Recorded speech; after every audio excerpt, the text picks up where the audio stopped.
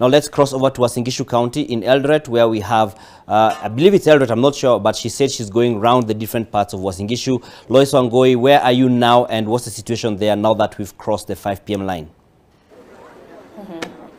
Thank you, Dana. We are at the heart of Uasin Gishu County, Eldoret town, and into one of the busiest polling stations. If anything, if the numbers registered by the IEBC is anything to go by, this is MV Patel polling station. Like I noted earlier, it is placed in a Huruma ward, and it is among the heaviest carrying polling centers in terms of voters.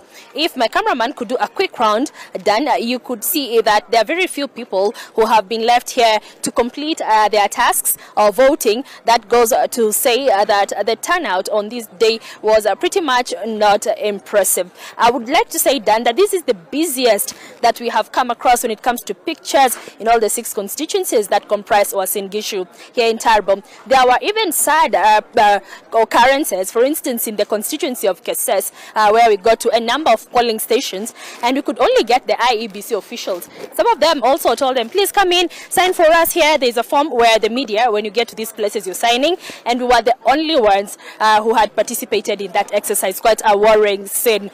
In all the 6 constituencies of Uasin Gishu County, I would say Tarbo, which is host to 120,000 plus registered voters, was the most performing in terms of voter turnout. So a constituency which boasts of 90,000 plus registered voters, I would rank it at number 2. Number 3 would go to Kapseret constituency, which is home to 74,903 registered voters. The constituencies of Ainab, Koi and Keses did not do very well on that front, and I think I would give them a tie at number 5 on the 2 of them.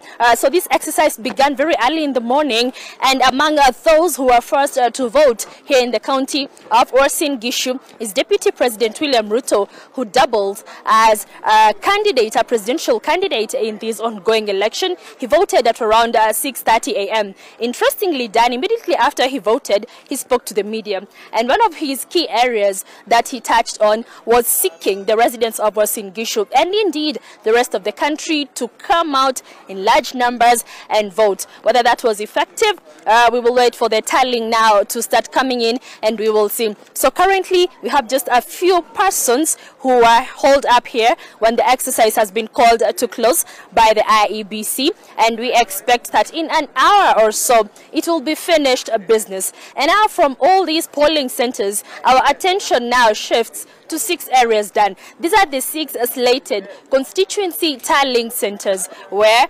counting will begin, and they will start streaming in the numbers that have registered on this particular day. After the 6 tallying constituencies give their numbers, we will then move to the county's main tallying center, which is at Kapseret constituency at the Eldoret National Polytechnic, where plans are underway to be able to receive the numbers that will be recorded this evening. Just to note, from here we now join into the real matter of the day, tallying the numbers. And then once the numbers streaming, we will now do a comparison to understand how did the voters of Uasin Gishu County perform when it comes to taking to the ballot. According to the IEBC 2022 voter register, Uasin Gishu County is home to close to 500,000 Kenyans registered here. And now, once the tally is out, I would want to do even my own tally from a personal perspective and come back to you, dear viewer, with an exact percentage